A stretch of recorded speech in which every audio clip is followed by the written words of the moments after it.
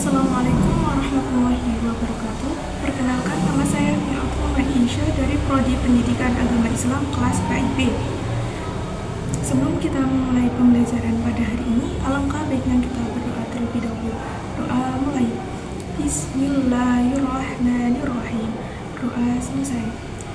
Baik, hari ini kita akan belajar materi tentang perkembangan kebudayaan Islam pada masa dinasti Bani Umayyah.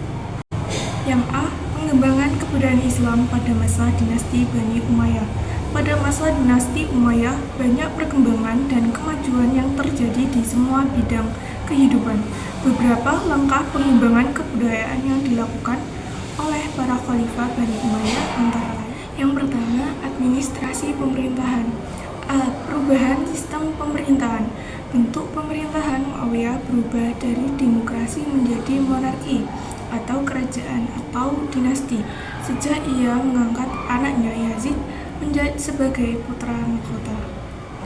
B. Sentralistik. Daulah Bani Umayyah menerapkan konfederasi provinsi dalam menangani provinsi yang ada. Muawiyah menggabungkan beberapa wilayah menjadi satu provinsi. Setiap gubernur memilih amir. Amir bertanggung jawab langsung kepada khalifah. Wilayah terbagi menjadi beberapa provinsi, yaitu Syria dan Palestina, Kufa dan Irak, Basrah dan Persia, Sijistan, Khurasan, Bahrain, Oman, Najd, Yamamah, Hijaz, Harman, dan India, Mesir, Afrika Utara, Yaman dan Arab Selatan, serta Andalusia. C. Administrasi pemerintahan. Ada 4 departemen. Yang pertama, Diwan Rosail, yang kedua, Diwan Jun, dan yang ketiga, Diwan Kharaj, dan yang terakhir, yang keempat, Diwan Hatam.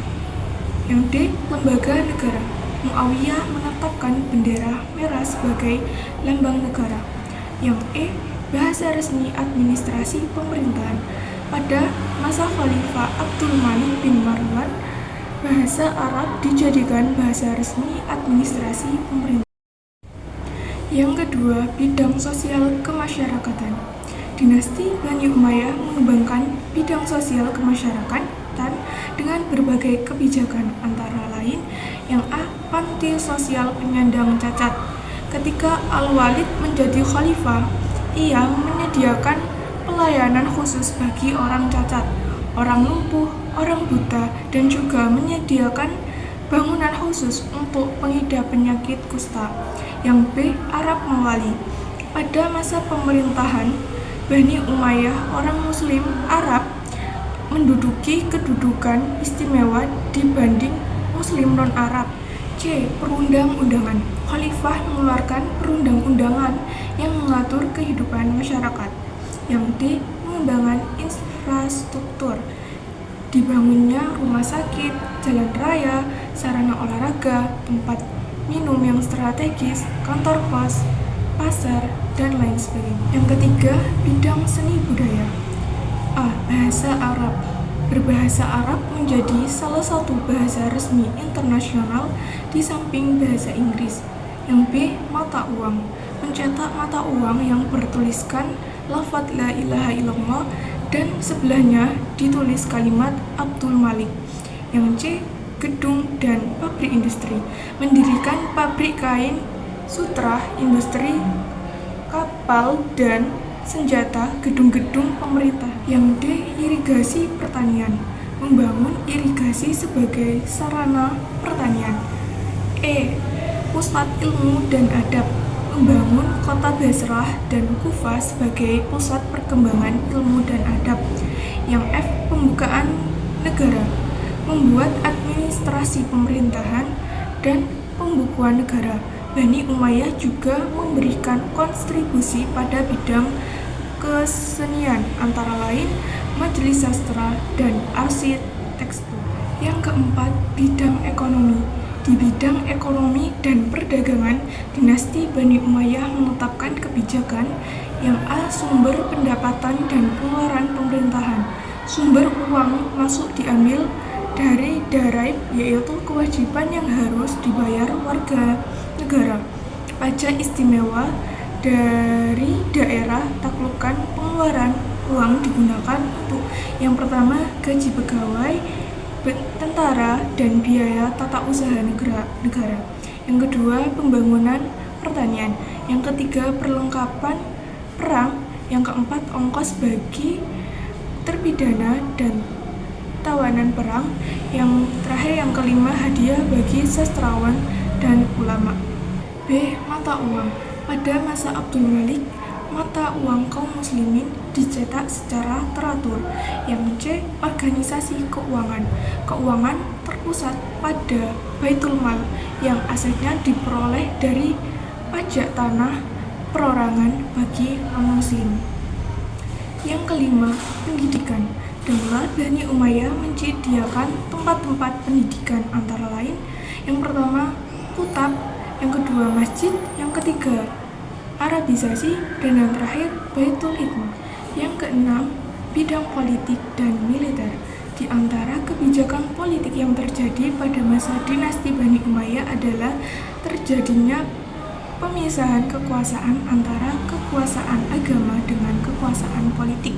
Sedangkan masalah agama diurus oleh ulama. Perkembangan prestasi dalam bidang politik dan militer yaitu dengan terbentuknya 5 lembaga pemerintahan antara lain yang pertama lembaga politik, yang kedua lembaga keuangan, yang ketiga lembaga tata usaha, yang keempat lembaga kehakiman, dan yang terakhir yaitu lembaga ketentaraan. B. Para tokoh dan perannya pada masa dinasti Umayyah. Yang pertama, bidang ilmu hadis. Berikut adalah tokoh-tokoh ilmu hadis pada masa Bani Umayyah. Yang A. Hasan Basri, ahli hadis di Basrah, wafat pada tahun 110 Hijriah di Basrah. Yang B. Asabu atau Abu Amir bin Syurahbil, wafat pada tahun 104 Hijriah di Kufah. Yang C. Abu Bakar Muhammad bin Muslim bin Ubaidillah bin Abdullah bin Syihab As-Suri, wafat pada tahun 123 Hijriah. Yang terakhir yang D. Ibnu Abi Malika, wafat pada tahun 119 Hijriah. Beliau merupakan murid dari Ibnu Abbas. Yang kedua, ilmu tafsir. Berikut adalah tokoh-tokoh ilmu tafsir pada masa Bani Umayyah. Yang A. Ibnu Abbas, orang Islam pertama yang ahli dalam ilmu tafsir, wafat tahun 68 Hijriah. Yang B. Mujahid, wafat pada tahun 104 Hijriah. Ilmu-ilmunya banyak diambil oleh para imam hadis dan tafsir seperti Imam Bukhari, Imam Syafi'i, dan lain-lain. Yang C. Masruq bin Ajda, menetap di Kufah. Beliau orang zuhud dan terpercaya. Yang terakhir yang D. Qatadah bin Di'amah, menetap di Basrah. Yang ketiga, ilmu fikih. Ulama-ulama tabi'in fikih pada masa Bani Umayyah diantaranya adalah Syuriah bin Al-Harits, Al-Qamah bin Qaris, Masruq al-Ajda, Al-Aswad bin Yazid, kemudian diikuti oleh murid-muridnya yaitu Ibrahim An-Nahal dan Amir bin Syuraibil Asy-Syabi. Sesudah itu digantikan oleh Hamad bin Abu Sulaiman, guru dari Abu Hanifah. Tokoh fikih yang peranan dan karyanya sangat bermanfaat bagi umat Islam sampai saat ini diantaranya adalah Imam Bukhari dan Imam Malik. Yang keempat, ilmu tasawuf. Tasawuf merupakan ilmu tentang cara mendekatkan diri kepada Allah SWT.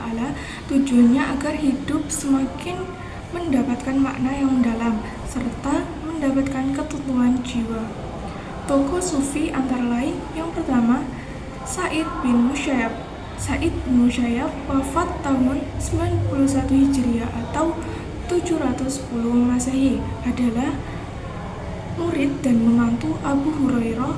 Ia menyontohkan hidup zuhud pada pengikutnya. Yang kedua, Hasan al-Basri, lahir di Madinah tahun 21 Hijriah atau 642 Masehi dan meninggal di Basrah pada tahun 110 Hijriah atau 729 Masehi. Ia mengajarkan hidup zuhud, sifat roja, dan sifat khauf. Yang ketiga, Sufyan ats-Tsauri, lahir di Kufah tahun 97 sampai 161 Hijriah atau 716 sampai 778 Masehi. Ia mengajarkan hidup zuhud.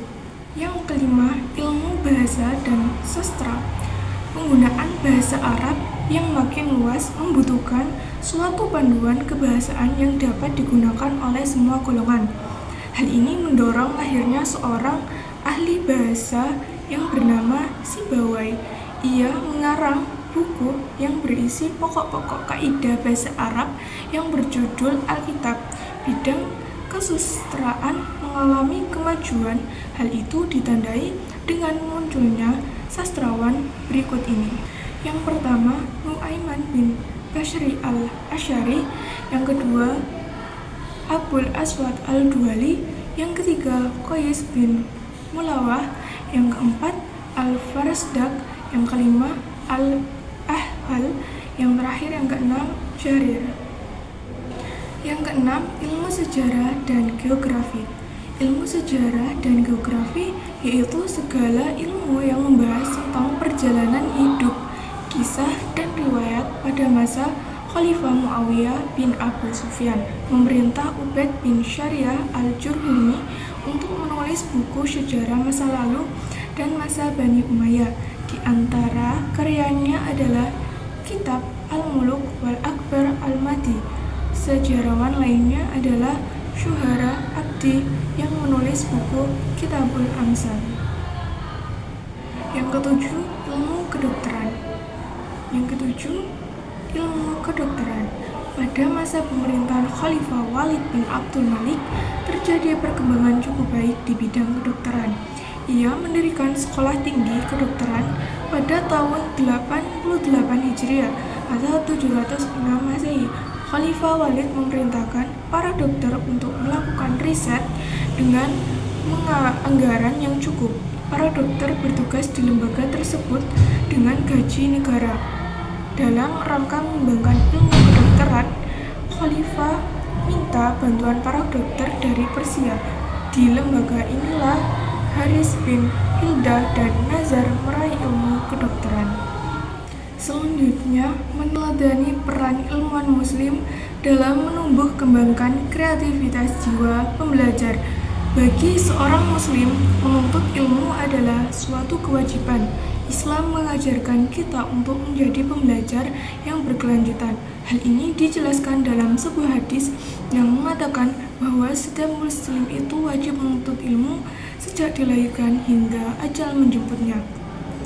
Betapa pentingnya seorang muslim mempelajari suatu ilmu karena memang ilmu ibarat cahaya dalam kegelapan.